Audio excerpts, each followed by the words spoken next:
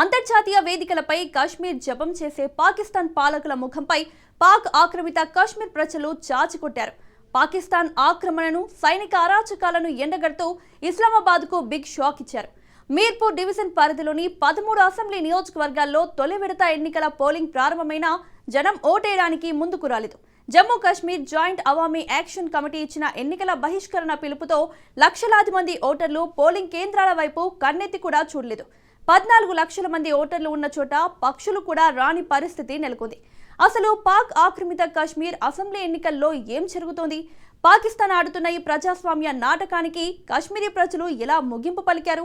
ప్రజాస్వామ్య ముసుగులో పాక్ సైన్యం ఎలాంటి అరాచకాలకు పాల్పడుతోంది? Watch it. పీఓకే అసెంబ్లీ ఎన్నికలు బిగ్ షాక్ ఇచ్చిన కశ్మీరీలో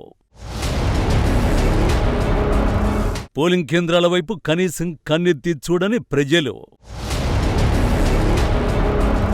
మరోసారి పాకిస్తాన్ సైన్యం రిగ్గింగ్కు పాల్పడుతోందా?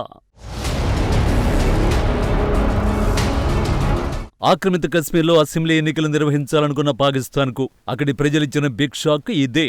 పాకిస్తాన్ పాలకుల అణిచివేతపై అక్కడి స్థానిక ప్రజలు ప్రజాస్వామ్యబద్ధంగా తిరుగుబాటు బావుట ఎగరేశారు.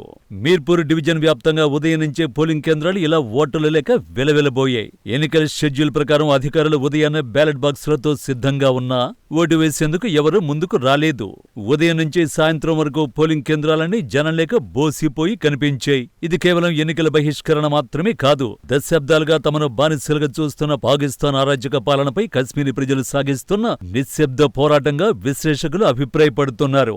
ఈ బహిష్కరణ వెనుక Jammu Kashmir joint Awami action committee పిలుపు ఉంది. పీఓకేలో పెరుగుతున్న ద్రవ్యోల్బణం, పిండి, విద్యుత్ సంక్షోభం, పాకిస్తాన్ సైన్యం చేస్తున్న దౌర్జన్యాలకు వ్యతిరేకంగా గత కొన్నాళ్లుగా జేఏసీ పెద్ద ఎత్తున ఉద్యమాలు చేస్తోంది. తమకు కనీస హక్కులు కల్పించకుండా కేవలం అంతర్జాతీయ సమాజం కళ్లలో మట్టి కొట్టేందుకు పాకిస్తాన్ నాటకాలాడుతోందని గ్రహించిన అవామీ యాక్షన్ కమిటీ ఈ ఎన్నికలను పూర్తిగా బహిష్కరించాలని పిలుపునిచ్చింది. ఫలితంగా పీఓకే ప్రజలు ఓటేయడానికి ముందుకు రాలేదు.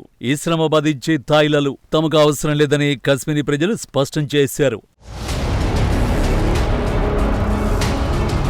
భౌగోళికంగా, రాజకీయంగా అత్యంత కీలకమైన మీర్పూర్, భింబర్, కోట్లీ జిల్లాలోని 13 అసెంబ్లీ స్థానాల పరిధిలో ఓటింగ్ నిర్వహించారు.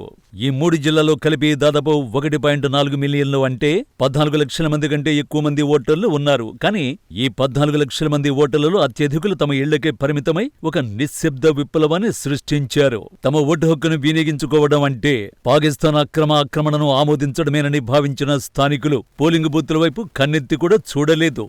దీంతో కశ్మీర్ లోయలో పాకిస్తాన్ పాలకుల ఎన్నికల వ్యూహం బెడిసికొట్టింది. ఓటర్లు రాకపోయినా ఎన్నికల తంతును పూర్తి చేయాలని భావించిన పాకిస్తాన్ అధికారులు మీర్పూర్ డివిజన్ వ్యాప్తంగా 2500 కంటే ఎక్కువ పోలింగ్ కేంద్రాలను ఏర్పాటు చేశారు. పోలింగ్ సామగ్రిని, బ్యాలెట్ పత్రాలను భారీ భద్రత మధ్య జిల్లాలకు చేరవేశారు. మిలిటరీ జోక్యం, ఆర్మీ అరాచకాల ఆరోపణల మధ్య అత్యంత ఉద్రిక్త వాతావరణంలో ప్రక్రియ నిర్వహించారు. అయినప్పటికీ ఓటర్లు పోలింగ్ కేంద్రాలకు రాలేదు. చిత్రమేంటంటే ఈ 2500 కేంద్రాల్లో ఓటు వేసే ఓటర్ల కంటే వారిని భయభ్రాంతులకు గురి చేసేందుకు మోహరించిన పాక్ సైనికులే ఎక్కువ సంఖ్యలో కనిపించారు. తుపాకుల నీడలో, బూట్ల శబ్దాల మధ్య ప్రజాస్వామ్య ఎన్నికలు ఎలా నిర్వహిస్తారని అంతర్జాతీయ విశ్లేషకులు సైతం పాకిస్తాన్ను ప్రశ్నిస్తున్నారు. నిజానికి పీఓకేలో ప్రజలు ఓటు వేసిన, వేయకపోయినా పోలింగ్ బూతులు పూర్తిగా ఖాళీగా దర్శనమిచ్చిన పాకిస్తాన్ పాలకులకు వచ్చే నష్టమేమీ లేదు. ఎందుకంటే పాక్ సైన్యం ముందే రాసిపెట్టిన స్క్రిప్ట్ ప్రకారం బూత్ క్యాప్చరింగ్ ద్వారానో లేదా దొంగ ఓట్ల ద్వారానో తమకు నచ్చిన పార్టీని గెలిపించుకుని అక్కడ ఒక తోలుబొమ్మ ప్రభుత్వాన్ని ఏర్పాటు చేయడం ఖాయం. ప్రజల చేత, ప్రజల కొరకు ఎన్నుకోబడేది నిజమైన ప్రజాస్వామ్యం. కానీ పాకిస్తాన్లో నడిచేది మాత్రం మిలిటరీ చేత, మిలిటరీ కొరకు నడిచే నకిలీ ప్రజాస్వామ్యం. పేరుకే అక్కడ ఎన్నికలు, పేరుకే ప్రజాస్వామ్య వ్యవస్థ. కానీ తెర వెనుక అంతా నడిపేది రాక్షస మిలిటరీ నియంతృత్వమే. తాజాగా ఆ నిజాలే మళ్లీ బయటపడ్డాయి. పోలింగ్ కేంద్రాలకు ఓటర్లు రాకపోయేసరికి సైనికులే రిగ్గింగ్ చేయడం మొదలుపెట్టారు. పీఓకేలో పాకిస్తాన్ సైన్యం ఆడుతున్న ప్రజాస్వామ్య నాటకానికి సంబంధించిన అసలు రంగు ఈ వీడియోతో బట్టబయలైంది. జనం ఓట్లేయడానికి రాకపోయేసరికి పాక్ ఆర్మీ రంగంలోకి దిగింది. ఓటరు స్థానంలో తానే నిలబడి బహిరంగంగా రిగ్గింగ్ కు పాల్పడుతున్న దృశ్యాలు కెమెరాకు చిక్కాయి.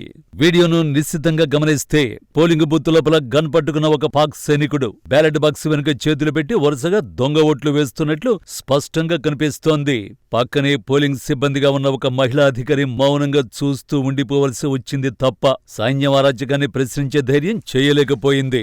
ప్రజలు ఓటింగ్ బహిష్కరణ పిలుపుతో ఇళ్లకే పరిమితమై పాకిస్తాన్కు బిగ్ షాక్ ఇస్తే ఇస్లామాబాద్ పాలకులు మాత్రం సైన్యాన్ని ఉపయోగించి ఇలా దొంగ ఓట్లతో బ్యాలెట్ బాక్సులు నింపేస్తున్నారు. ఈ ఒక్క వీడియో సాక్ష్యంతో పాకిస్తాన్లో జరిగే ఎన్నికలు ఎంతటి బూటకమో, అక్కడ నడిచేది ప్రజాస్వామ్యం కాదు కేవలం మిలిటరీ నియంతృత్వమేనని ప్రపంచానికి మరోసారి తేటతెల్లమైంది.